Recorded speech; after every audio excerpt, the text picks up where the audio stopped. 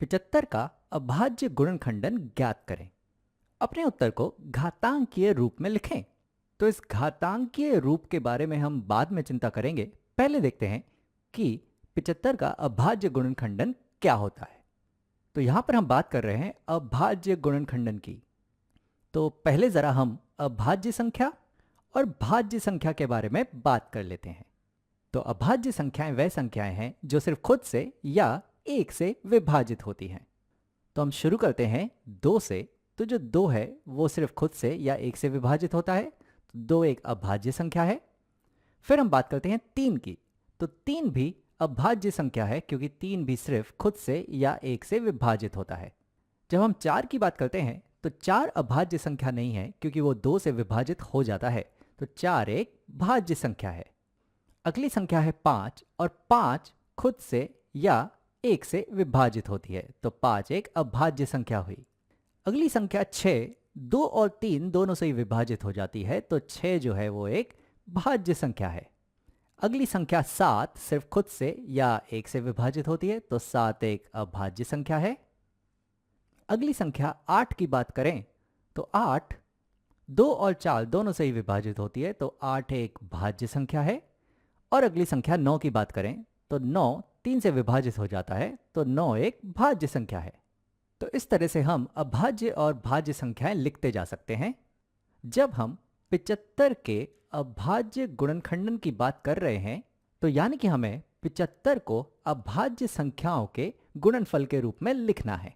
तो यहां पर मैं लिखता हूं कि हमें 75 को अभाज्य संख्याओं के गुणनफल के रूप में लिखना है। तो हमें यहाँ 75 के अभाज्य गुणनखंड जानने हैं। तो हम 2 से शुरू करते हैं। तो 75 तो 2 से विभाजित नहीं होता है, तो 2 75 का गुणनखंड नहीं है। अगली अभाज्य संख्या पे जाते हैं जो है 3। तो 75 को 3 से विभाजित करने पे हमें 25 मिलता है। तो यानी कि 75 जो है वो 3 से विभाजित हो जाता है, यानी कि 3 उसका एक गुणनखंड है। और 3 क्योंकि एक अभाज्य संख्या है, तो 3 जो है वो 75 का एक अभाज्य गुणनखंड है। और क्योंकि 75 बटा 3 होते हैं 25, तो 75 को हम 3 गुणा 25 के रूप में लिख सकते हैं। अब आगे हमें इस 25 का भी अभाज्य गुणनखंडन करना होगा। अब 25 2 से तो विभाजित नहीं होता है, 25 3 से भी विभाजित नहीं होता है। अगली अभाज्य संख्या है 5। 25 5 से विभाजित होने पर 5 देता है, तो 25 को हम लिख सकते हैं कि जो 25 है वो है 5 गुणा 5। तो अब 75 का पूरी तरह से अभाज्य गुणनखंडन हो चुका है, तो 75 को हम 3 गुणा 5 गुणा 5 लिख सकते हैं।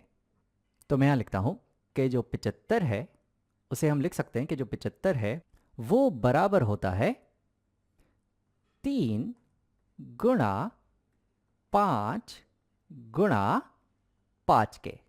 तो यहां पर हमने 75 का अभाज्य गुणनखंडन ज्ञात कर लिया कि हम 75 को 3 गुणा 5 गुणा 5 लिख सकते हैं। अब हमें अपने उत्तर को घातांकीय रूप में लिखना है। तो यहां पर अगर तुम देखो तो जो 5 है वो 2 बार दोहरा रहा है, तो इस 5 गुणा 5 को हम घातांकीय रूप में 5 का वर्ग लिख सकते हैं।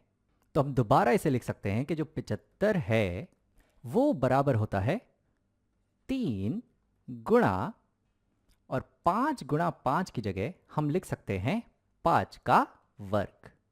तो हमने अपने उत्तर को घातांकीय रूप में भी लिख दिया।